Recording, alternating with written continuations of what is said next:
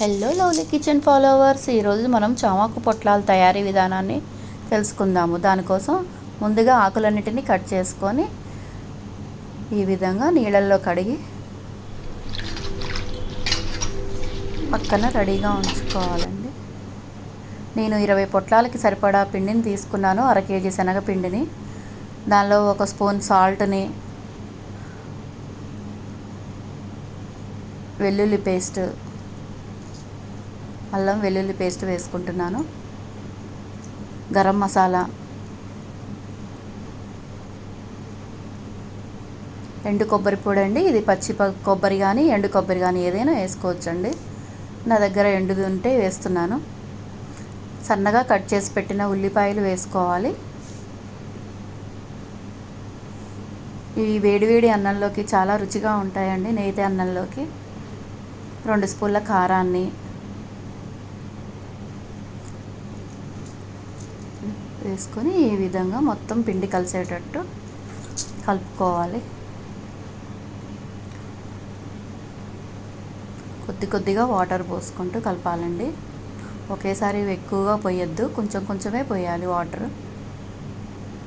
మరి జారుడుగా ఉంటే ఆకులపై స్ప్రెడ్ చేయడానికి కుదరదండి. అందుకే కొద్దిగా వాటర్ పోసుకుంటూ కలుపుకోవాలి. ఈ విధంగా ఇవి ఈవినింగ్ స్నాక్ లాగా కూడా బాగుంటాయండి. కొద్దిగా కరివేపాకు, పసుపుని కూడా యాడ్ చేసుకుందాము.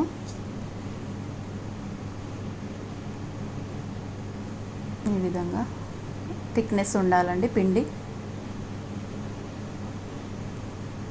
ఇందాక రెడీ చేసుకున్న ఆకులన్నిటినీ మనం 1 స్పూన్ సహాయంతో ఈ విధంగా స్ప్రెడ్ చేయాలి. చూసారు కదండి ఎంత చిక్కగా ఉందో పిండి. ఈ విధంగా మొత్తం స్ప్రెడ్ చేసుకోవాలి.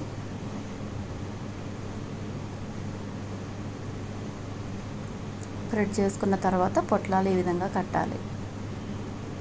ఒక దారం సహాయంతో పిండి ముద్ద బయటికి రాకుండా పొట్లాలన్నిటినీ మనం ఈ విధంగా రెడీ చేసుకోవాలండి. చూసారు కదండి, మన చామాకు పొట్లాలు రెడీ అయినాయి.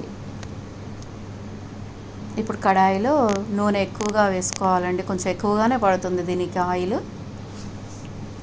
వేసుకొని వీటినంటిని ఈ విధంగా వేసుకోవాలి.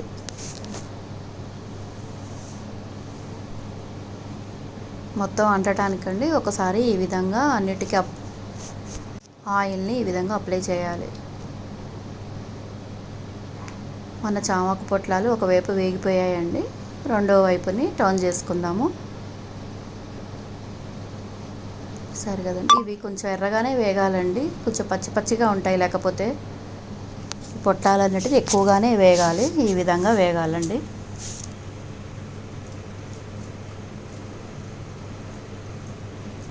చూసారు కదండి, మన చామాకు పొట్లాలు రెడీ అయిపోయాయి.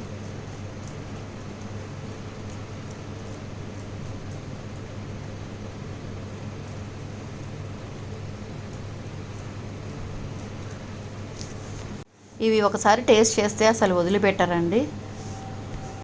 చామాకు పొట్లాలు రెడీ. ఈ వీడియో నచ్చినట్టయితే లైక్ చేసి సబ్స్క్రైబ్ చేయండి. Thank you.